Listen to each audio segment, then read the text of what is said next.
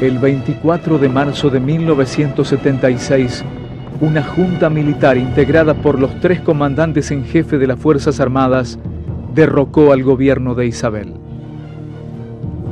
El nuevo gobierno se autotituló Proceso de Reorganización Nacional y sus primeras medidas fueron el establecimiento de la pena de muerte para los opositores, la clausura del Congreso Nacional, el reemplazo de todos los miembros de la Corte Suprema de Justicia por jueces adictos al nuevo régimen, el allanamiento y la intervención de los sindicatos, la prohibición de toda actividad política y la imposición de una fuerte censura sobre todos los medios de comunicación.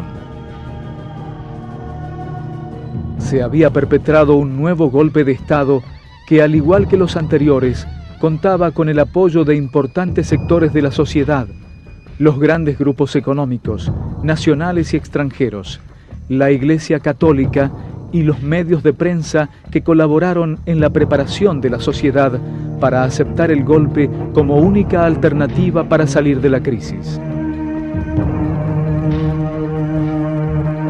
Según los militares, sus objetivos eran ocupar el vacío de poder que había ocasionado el gobierno de Isabel Perón para poner orden y terminar con la guerrilla.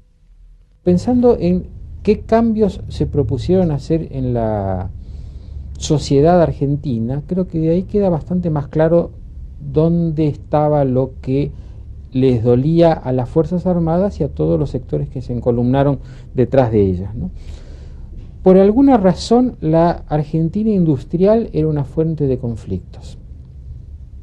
Y ahí es donde se produjeron los cambios más profundos, tanto en la política económica destinada ostensiblemente a desarmar esa Argentina industrial, como en la política represiva que apuntó bastante directamente allí. No se puede, digamos, analizar el golpe del 76 fuera de una historia de golpes en la Argentina que empezaron en el año 1930, efectivamente. Y todos conocemos la sucesión de golpe de Estado, la imposibilidad de que los gobiernos civiles se afianzaran. En cierto momento se habló de la existencia de un partido militar, en cuanto a que era el ejército que como tal intervenía y determinaba el curso de las políticas nacionales. Pero en realidad, mirando un poco eso, no hubo golpe de Estado que tuviera éxito si no contaba con apoyo civil. Ese apoyo civil, en general, de los círculos empresarios, agropecuarios, según la época, de sectores políticos. Y es verdad lo que tantas veces se dijo acerca de que los políticos, por ejemplo, los radicales, pero no solo los radicales, sino también los comunistas, los demócratas progresistas, los socialistas, golpeaban las puertas para que los militares derribaran a Perón. Y de algún modo el golpe del 76 se dio con un consenso social, de capas bastante grandes, sobre todo en la pequeña burguesía urbana y de los sectores urbanos. Al día siguiente de producido el golpe militar, el Fondo Monetario Internacional emitió un comunicado apoyando a las nuevas autoridades y anunció el otorgamiento de un importante crédito para la Argentina. El 29 de marzo, el general Jorge Rafael Videla es designado presidente de la República. El nuevo presidente de facto es presentado a la opinión pública en un comunicado de prensa oficial como un profesional moderado, lejano de los extremos ideológicos y un ferviente militante católico. Los ministerios, con excepción del de Economía y el de Educación, fueron ocupados por militares. En el gabinete de Videla se destacan el ministro de Economía, José Alfredo Martínez de Oz, y el de Interior, general Albano Arguindegui, último jefe de policía de Isabel Perón. Los gobiernos provinciales también fueron ocupados en su mayoría por uniformados de las 3 fuerzas. Se creó además, en reemplazo del Congreso, la Comisión de Asesoramiento Legislativo, CAL, también integrada por civiles y militares.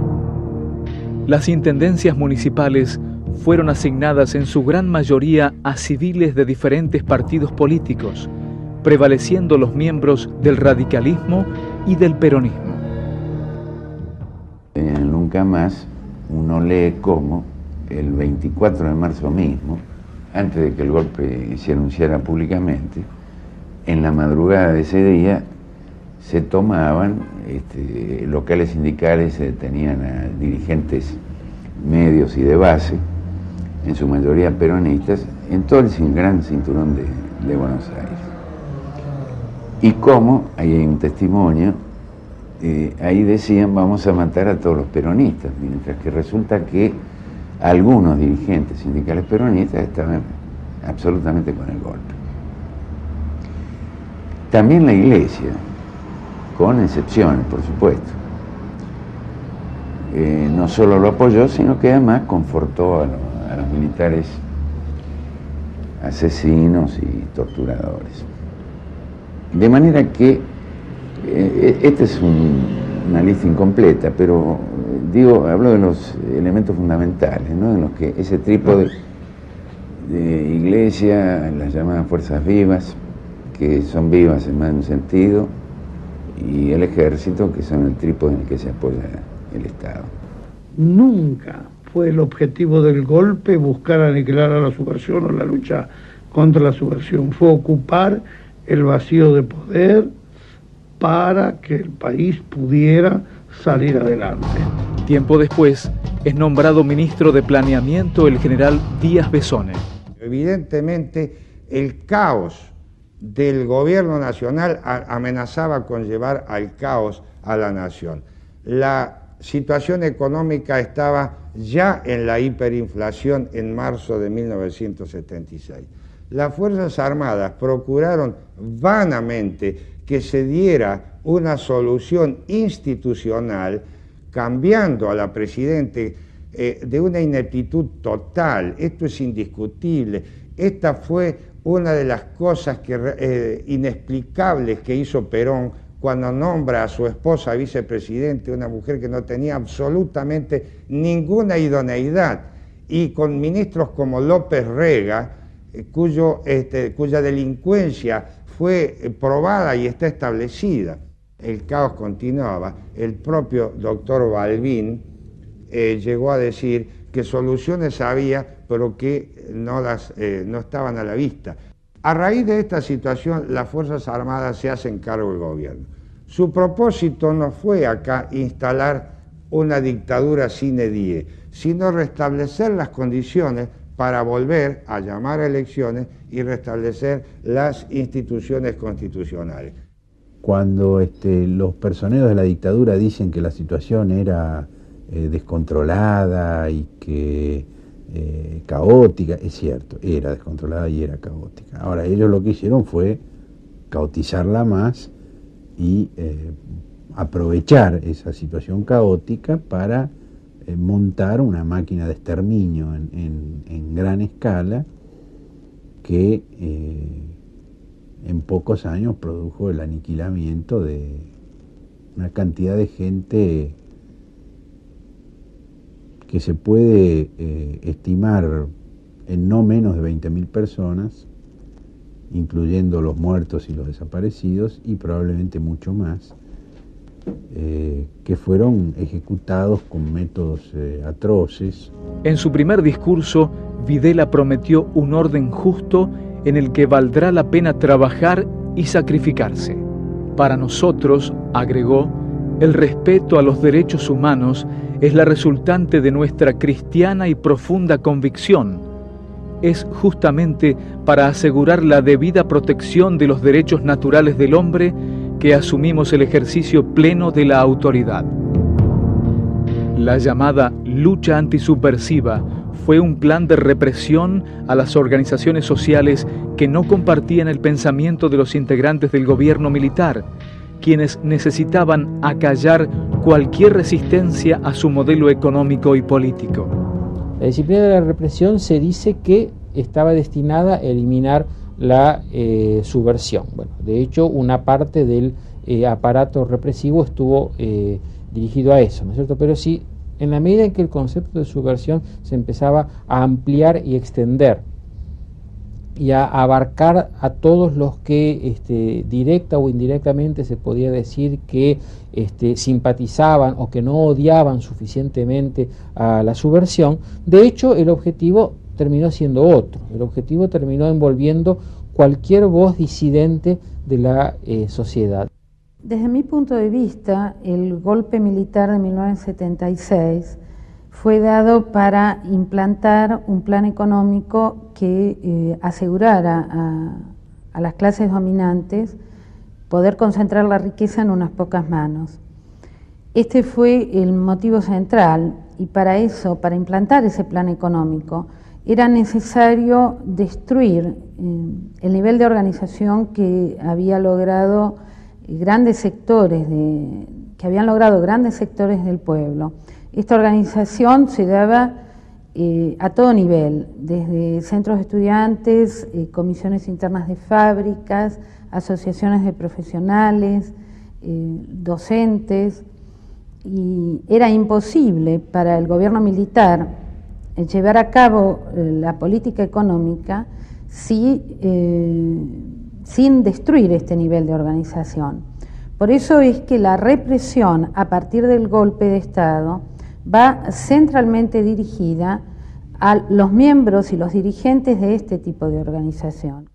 En cuanto a lo económico, las medidas de saneamiento hicieron pensar sobre todo los jefes del movimiento revolucionario, que la persona indicada era el doctor Martínez de Oz, que llevó a cabo un plan que tiene muchas connotaciones que se parecen al que está en vigencia en estos momentos y que ha puesto en marcha el doctor Cavallo.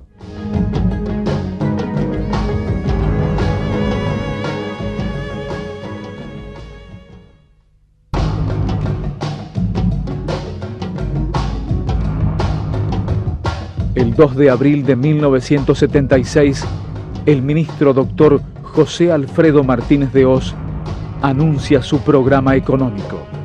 El programa que enuncié el 2 de abril estaba destinado no solo a hacer frente a las dificultades circunstanciales, como podía ser un programa antiinflacionario de coyuntura, sino realmente a cambiar la estructura económica del país. Yo les diría algo que la gente al principio cree un contrasentido, que tiene mucho más posibilidades de llevar adelante estas grandes reformas un gobierno elegido democráticamente que un gobierno de fuerza, porque tiene mucha más autoridad política. Un gobierno de facto, militar, siempre tiene restricciones, tanto internas como también de no sentirse con la autoridad política plena por no haber sido votado por la población. En cambio, y tenemos el ejemplo actual, un gobierno como el del presidente Menem, que toma una decisión muy semejante en cuanto a las grandes orientaciones, tiene todo el poder político que le da la fuerza del voto popular para llevar adelante su programa. Mucho más fuerza que un gobierno militar. Parece un contrasentido. Los militares vienen a proponer un programa de reordenamiento social en base al mercado, pero con una condición. Hay una corporación, ellos, que no cede poderes, más bien los alarga, los engrandece. Entonces Martínez de Oz hacía un liberalismo manco, un liberalismo truncado, que correspondía al resto de la sociedad, pero había una corporación intocable.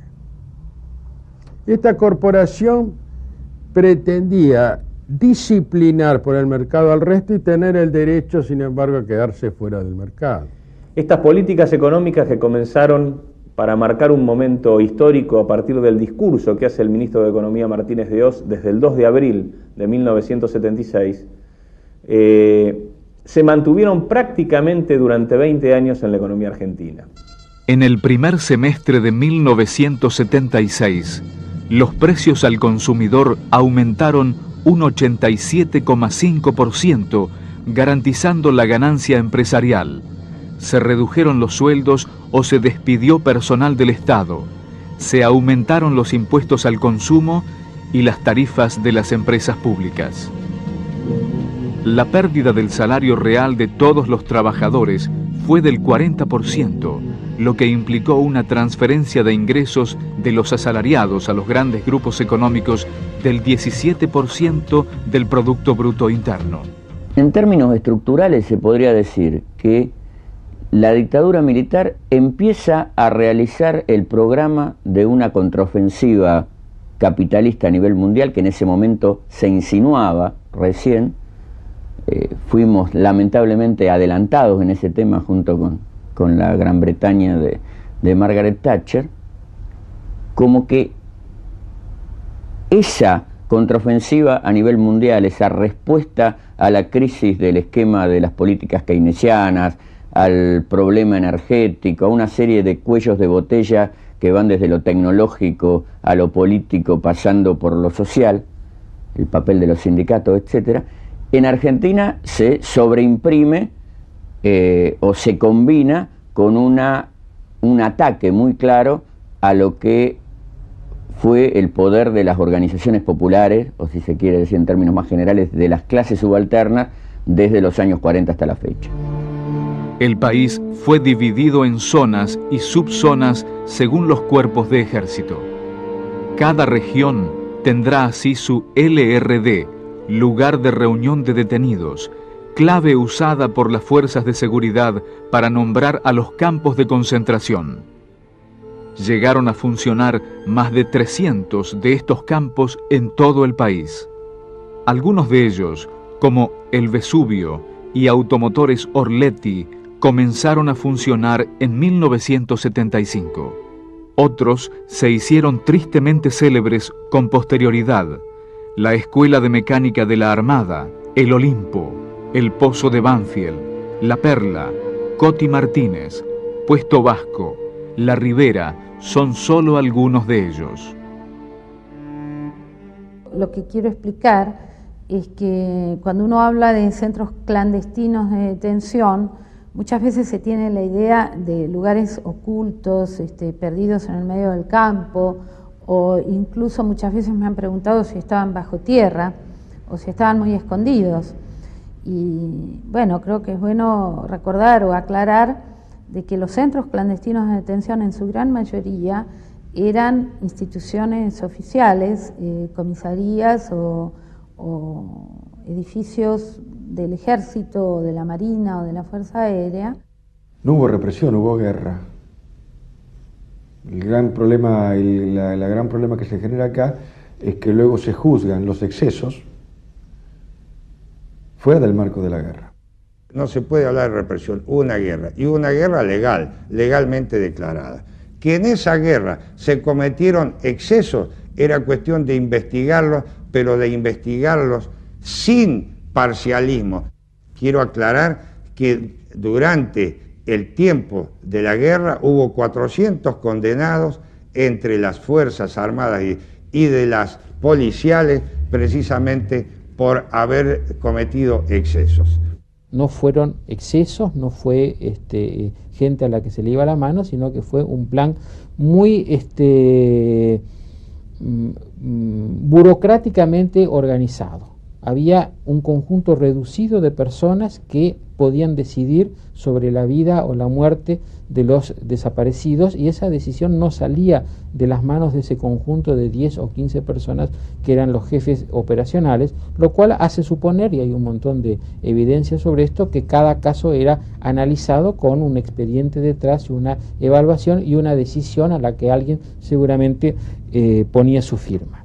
El método de la desaparición de personas, llamado en Europa la conocen como la muerte argentina, porque es la primera vez que se realiza este sistema en gran cantidad de personas. Antes se secuestraba a un político, es decir, las mafias políticas lo hacían entre sí, pero jamás así en forma oficial, desde arriba. Según el informe presentado por la Comisión Nacional sobre Desaparición de Personas, CONADEP, la represión fue una acción terrorista realizada desde el Estado, dividida en 4 momentos: el secuestro, la tortura, la detención en un centro clandestino y la ejecución. Los secuestros se realizaban generalmente por la noche en los domicilios de las víctimas, con gran ostentación de armas y despliegue de personal y vehículos. También se realizaron secuestros en los lugares de trabajo. La policía de la zona, que era previamente avisada, convertía al lugar del secuestro en territorio liberado.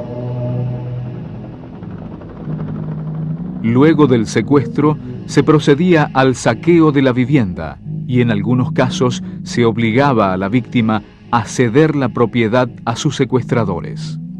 La gente cuando era detenida, que es la gran confusión que se lo torturaba, la gente que era detenida empezaba a confesar, como pasa naturalmente cuando un señor a un criminal lo detiene la policía. Lo normal es que trate de ponerse... Lo que más impresionaba era la cantidad de gente y la cantidad de tiempo que hace pensar que el método de la desaparición de personas y de incluso mantenerlos vivos tanto tiempo y todavía más de que algunos fuéramos liberados para que el resto de la sociedad pudiera enterarse de la existencia de estos campos de concentración y de la existencia de tanta gente viva dentro de estos campos de concentración, lograra diseminar el terror de una manera que difícilmente se hubiera logrado asesinando directamente a los detenidos, porque aunque parezca mentira, es mucho más terrible tener una persona querida desaparecida, es decir, no saber dónde está, no saber si está o no está, no saber si está viva o está muerta, que tenerla muerta, que tener la certeza de que está muerta, porque la certeza de la muerte provoca indignación, odio y necesidad de justicia y necesidad de reclamo. En cambio, la incerteza, o más aún cuando nosotros éramos liberados y dábamos noticias a los familiares de que estaban todavía vivos, provoca al revés, quizá la duda de que si hacemos algo, a lo mejor lo matan. Es decir, provoca la parálisis de todos aquellos vinculados a los desaparecidos, ¿no? Entonces, creo que este es el origen de por qué los centros de detención clandestinos, para el no saber de los familiares, por qué algunos tenían que ser liberados para actuar de correa de transmisión de este horror, y que el horror realmente llegara como a todas las células de la sociedad, y que todos aquellos que insistían, digamos, en pedir, en reclamar, en luchar en contra de esta dictadura asesina, tuvieran miedo y dejaran de hacerlo. Llegamos a septiembre del 76, en que son los secuestros sistemáticos de estudiantes secundarios. Distintos compañeros empiezan a ser secuestrados, pero todo esto fue muy rápido porque muy rápidamente fuimos desapareciendo uno y otro, cuando no en grupo. O el campo de concentración, o donde estaban nuestros compañeros de aula, nos encontrábamos con todo eso cuando nosotros mismos éramos desaparecidos. Yo estaba sobre espaldas, mi calabozo, con Claudia Falcone, que tenía 16 años. A mi costado estaba Pachito López Montaner, de 15 años. Horacio Húngaro, Daniel Racero, María Clara Ciocchini. Todos compañeros de la coordinadora. Hablábamos por ahí siempre de comidas, teníamos mucho hambre, hablábamos de comida, de qué ganas de comernos esto, aquello. No, vamos a salir y cuando saliéramos nos vamos a encontrar todos juntos y vamos a ir a comer y vamos a ir a tomar cerveza.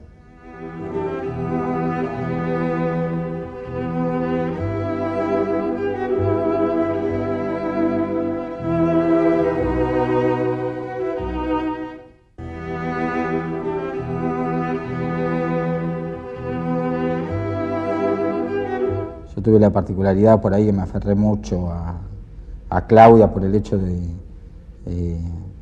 estar con la que hablaba continuamente. La mayoría te decía, ni bien entras, bueno, ahora vas a ir a la máquina de verdad, a ver, y la mayoría la pedía como máquina de verdad porque creía que era en una aguja que marcabas entonces uno la pedía, y cuando se iba encontrando en el cuarto y veía que estaba siendo desnudado y veía que estaba siendo atado, que no era tan así cuando empezaban los golpes o cuando empezaba la picana, uno se encontraba con que, porque no era un nombre al principio ni qué actividad podía tener uno, la mayoría de los casos no había posibilidad, sino que se encontraba enseguida con la carne quemada y con los dolores encima. La mayoría de nosotros por ahí tuvimos la complejidad encima que nos tocaba hombres muy, muy feroces por placer mismo, desde el Lobo Vides.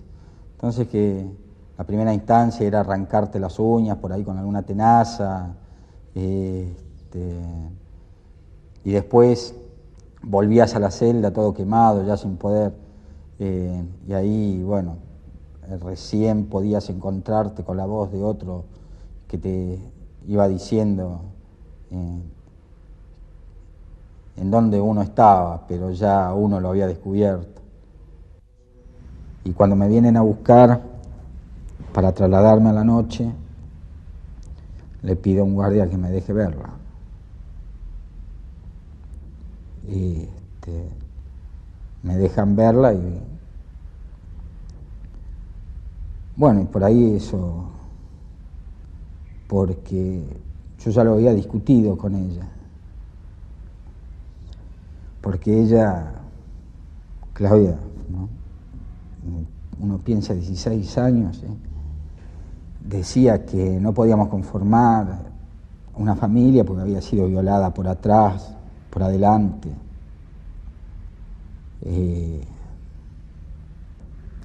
Por ahí eso yo no lo ponía de relevancia, le digo, dejate de bromar. Giraba en torno a eso. Después decía, bueno, recordame siempre.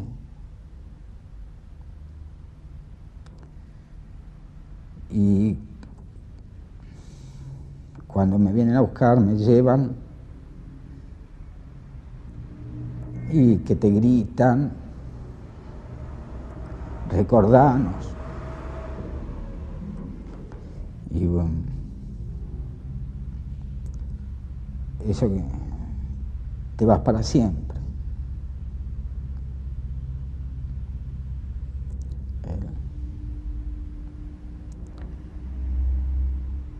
Es terrible porque uno piensa que todavía están con esa tortura.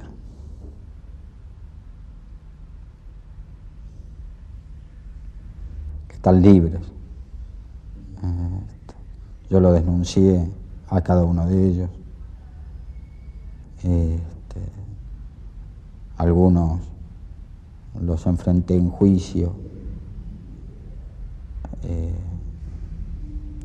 pero que por una u otra razón, por evidencia de vida, por punto final, por indulto, están libres.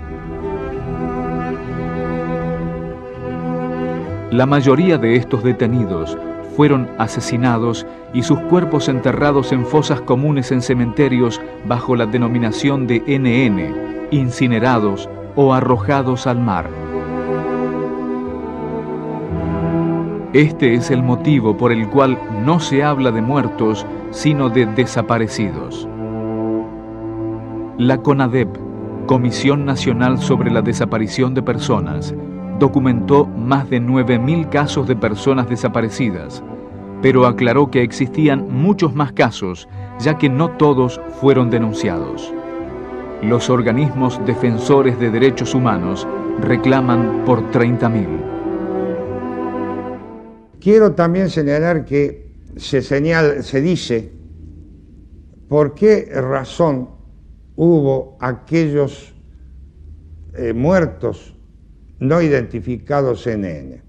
No siempre era fácil la identificación. Hombres que tenían y mujeres con sus impresiones digitales borradas, con sus dientes cambiados para no ser reconocidos, con documentos falsos, eran NN, así fueron enterrados. Según un estudio del coronel Prudencio García, del Ejército Español, a lo sumo había 1.500 guerrilleros, sumando todos los grupos guerrilleros en el país, de manera que, suponiendo que todos esos guerrilleros hubieran sido aniquilados por las Fuerzas Armadas, todavía cabe preguntar qué pasó con los 28.500 que no eran guerrilleros y que incluso no estaban a favor sino en contra de la lucha armada como salida a los problemas del país. El más alto porcentaje de las desapariciones se produjo entre dirigentes de organizaciones gremiales y estudiantiles. Especialmente las víctimas fueron delegados de comisiones internas de fábricas, denunciados por los directivos de las mismas. Otras víctimas fueron militantes de diferentes agrupaciones políticas, miembros de organizaciones guerrilleras, intelectuales, religiosos, abogados defensores de los derechos humanos, familiares de desaparecidos que reclamaban por estos, docentes y estudiantes. El general Galtieri, que era en el año 77 comandante del segundo cuerpo de ejército en Rosario, ordenó el allanamiento, o el ataque, mejor dicho, porque fueron tropas organizadas de gendarmería y del ejército. Abrieron brutalmente una casa y el vecindario logró ver a través de las ventanas cómo llevaban a los ocupantes de esa casa, que era un matrimonio de jóvenes ciegos, y a su pequeño hijo de 3 años, y también se llevaban al perro Lazarillo de los ciegos.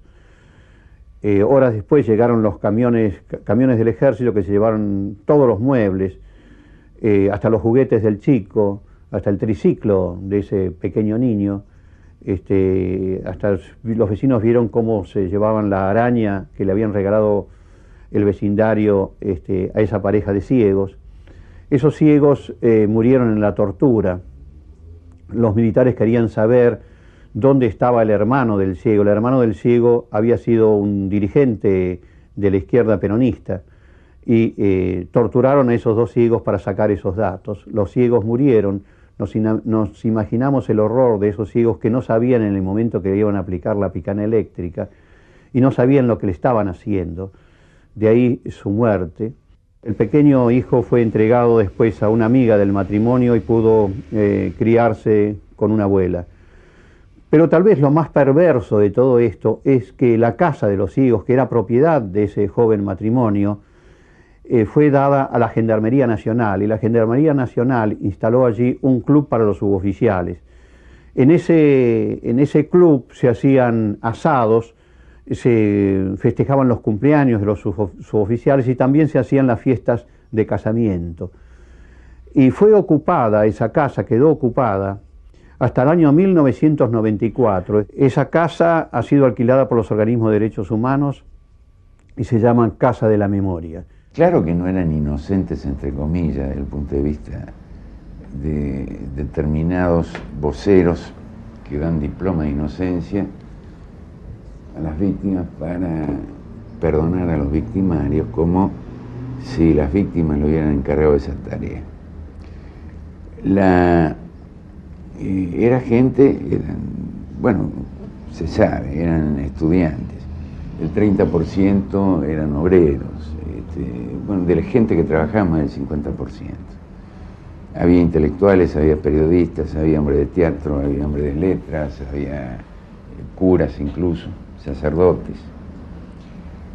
Gente, bueno, el ejemplo de La Noche de los Lápices es muy claro, es decir, gente que peleaba por cambiar una situación de injusticia en el país.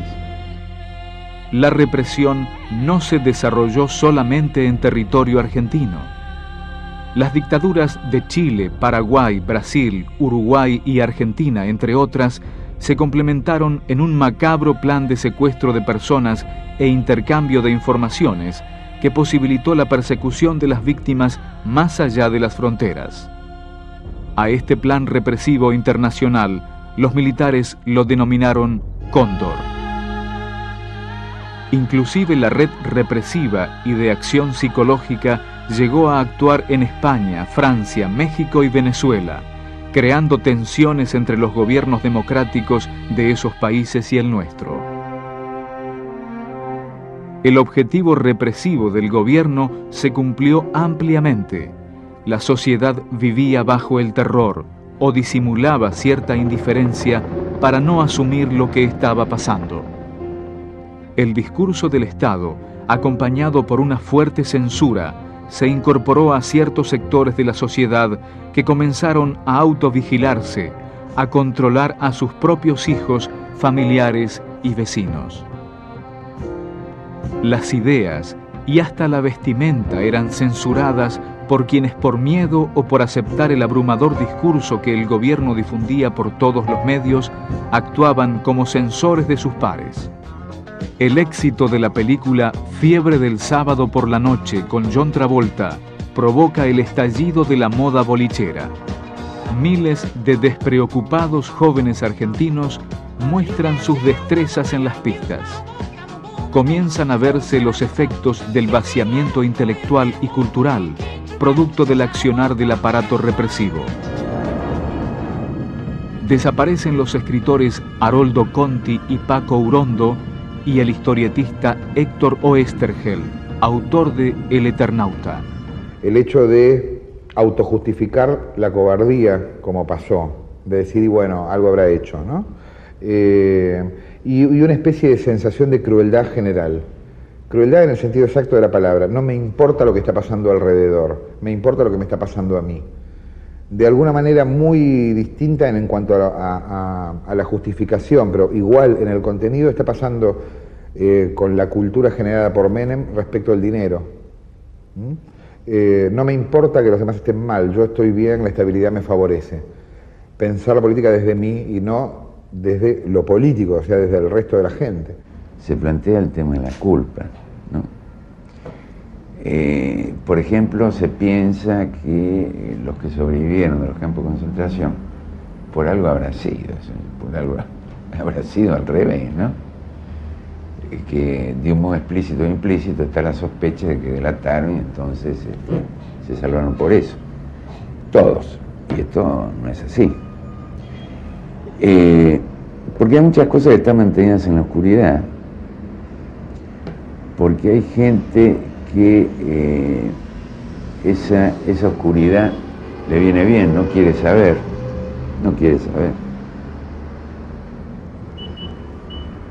Porque efectivamente hay un conflicto entre el olvido y la responsabilidad, ¿no? Me refiero incluso a la responsabilidad de saber.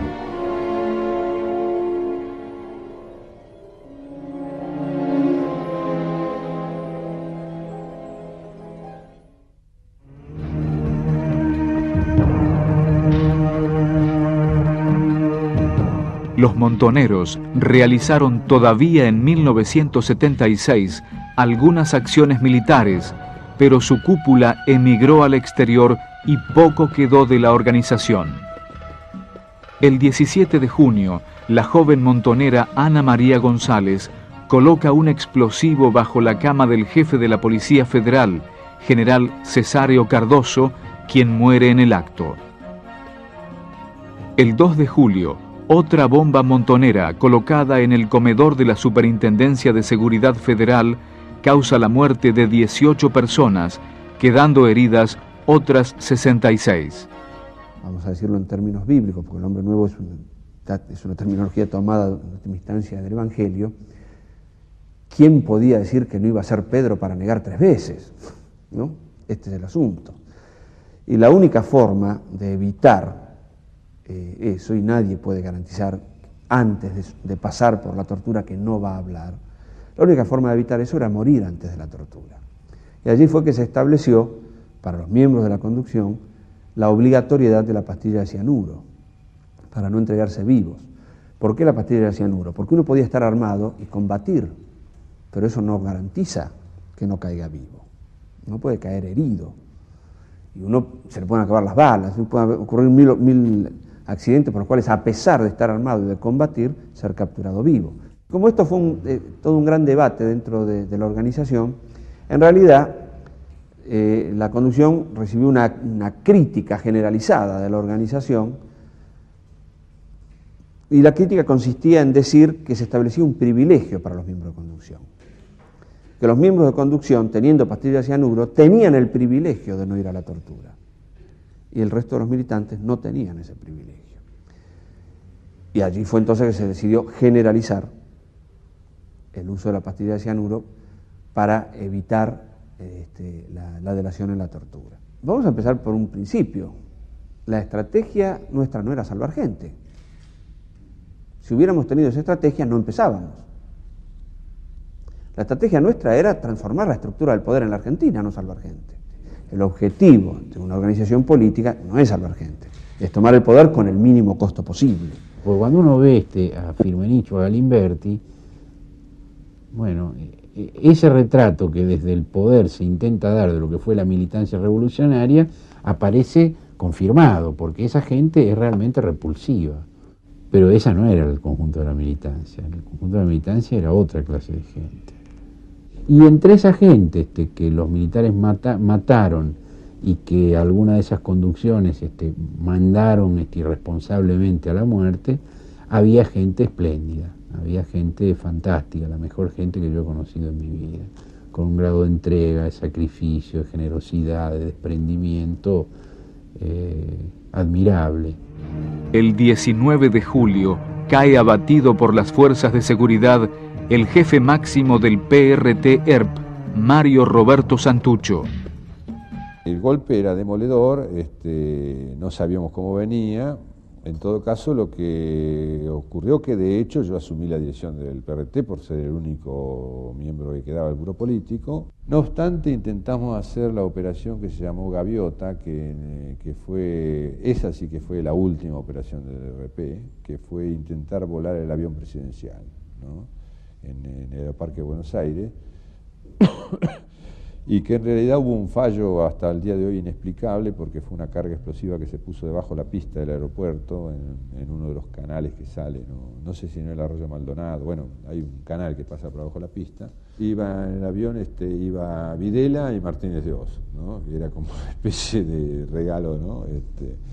Videla y Martínez de Oz y parte del gabinete, etc. Pero Videla y Martínez de Oz, ¿no? Y se hizo la operación, pero yo no sé técnicamente exactamente qué pasó porque fue el avión levantó vuelo mucho antes del punto ese que teníamos calculado, entonces se zamarrió, digamos, se sacudió, pero no cayó, ¿no? La pista se destrozó, eso fue obvio, ¿no? Una operación muy compleja. Prácticamente esa fue la última operación del RP en la Argentina. A pesar de la escalada represiva, los trabajadores intentaron resistir la ofensiva del gobierno militar. Entre julio y septiembre de 1976 comenzó una oleada huelguística de los mecánicos en las fábricas automotrices de Ford, General Motors, Peugeot y Fiat.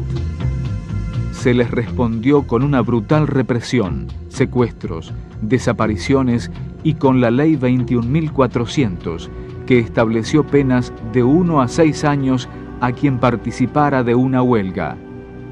También en octubre, para enfrentar el aumento de la jornada laboral y el despido de 260 empleados, el gremio de Luz y Fuerza comenzó un plan de lucha que concluyó en febrero de 1977 con la desaparición, entre otros, del dirigente Oscar Smith.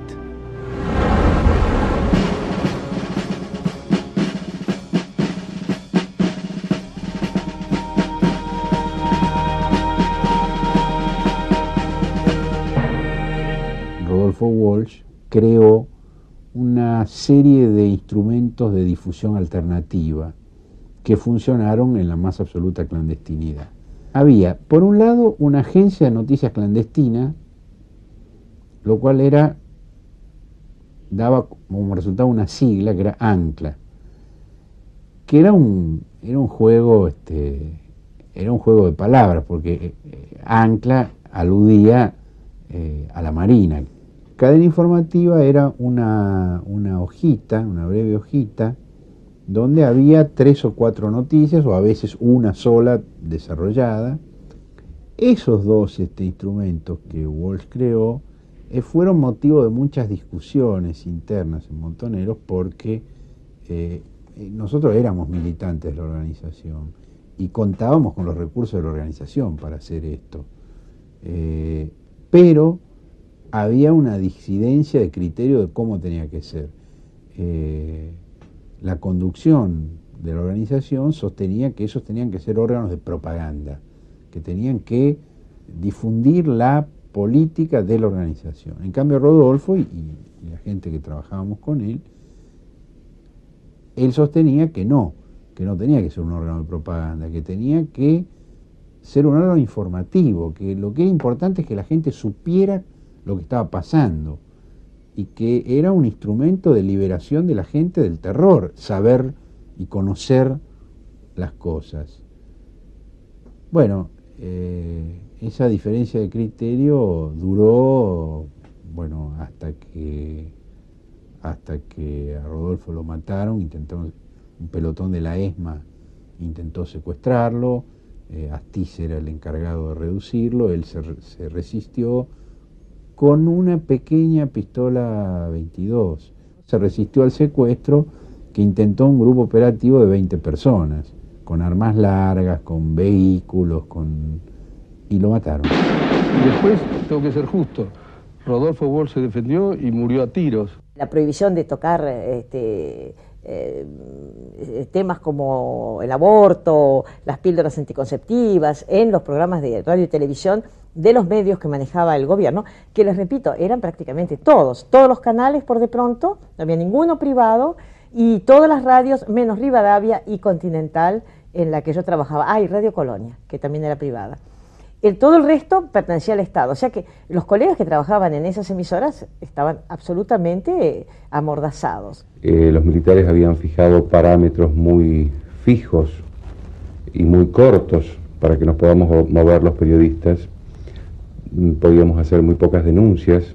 Recuerdo de aquella época de censura una anécdota. Una vez se publicó en el diario Clarín, yo estaba interinamente a cargo del diario, se publicó un hermoso artículo, un hermoso cuento, específicamente de Julio Cortázar, que vivía por supuesto en París, y que era un cuento literario, no tenía nada que ver con ninguna realidad, ni con la de acá, ni con la de ningún lugar.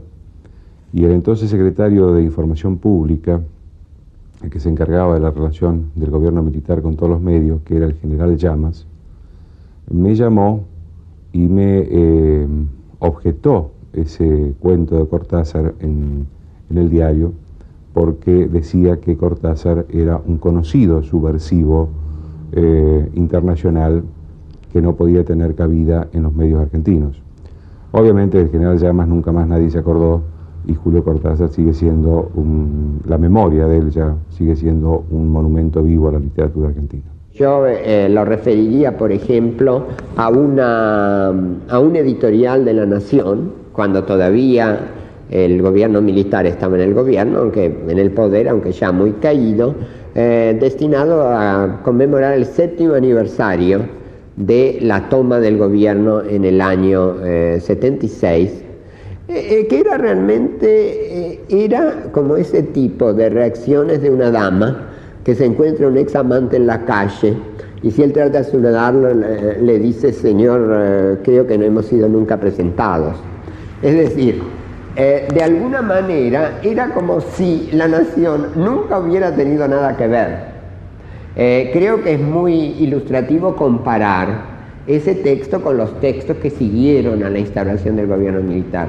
Yo recuerdo uno realmente escalofriante, en el cual La Nación incitaba a una vigilancia muy estricta, en la cual señalaba que, diríamos así, no era necesario ir tan lejos como una afirmación ideológicamente inaceptable, que a veces la ubicación de un adjetivo, la reticencia en el uso de un verbo, son también muy reveladoras y que todo eso debe vigilarse con particular escrúpulo, es decir, estaba invitando a, diríamos, a una inquisición de los medios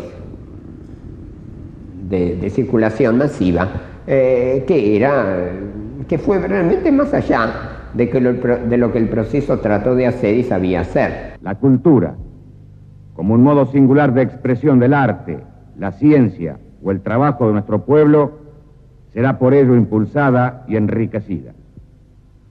Estará abierta al aporte de las grandes corrientes del pensamiento, pero mantendrá siempre fidelidad a nuestras tradiciones y a la concepción cristiana del mundo y del hombre. Es precisamente sobre esa base y nuestra individualidad histórica que la Argentina ha de alinearse de hoy en más junto a las naciones que aseguran al hombre su realización como persona con dignidad y en libertad.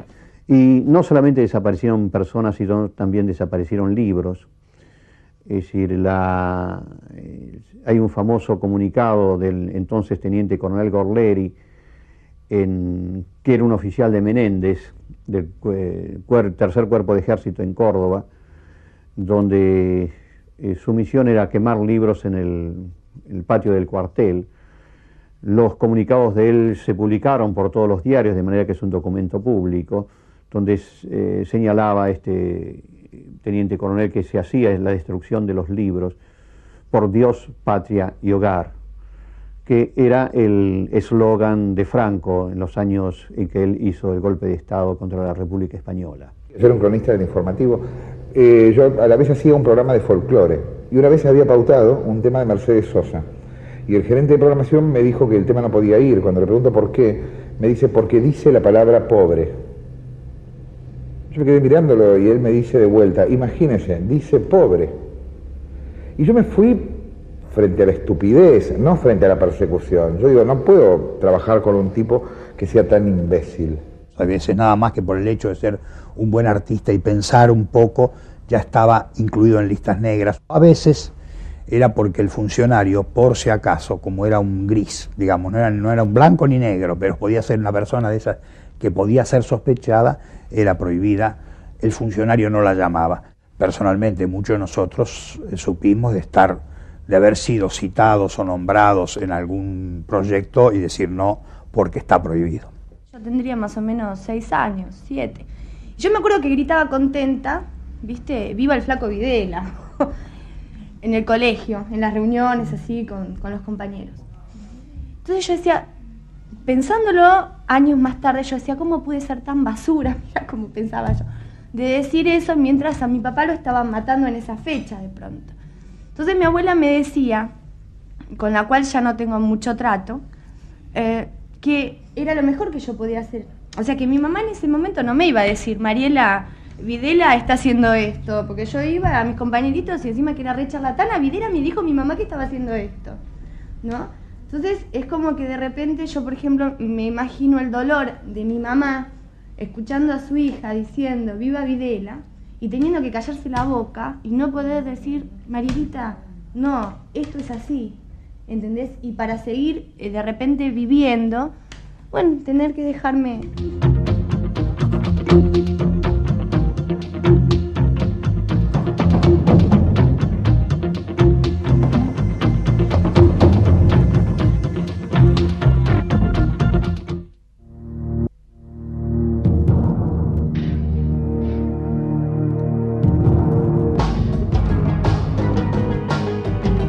En enero de 1977, el demócrata James Carter asume la presidencia de los Estados Unidos. Declara que la base de su política exterior será el respeto por los derechos humanos y que los gobiernos que los violen se verán en problemas con Norteamérica. En febrero se produce la primera huelga de importancia contra la dictadura militar. Los trabajadores de Luz y Fuerza paralizan las centrales de Capital Federal y Gran Buenos Aires en protesta por el despido de sus dirigentes gremiales. El 17 de marzo de 1970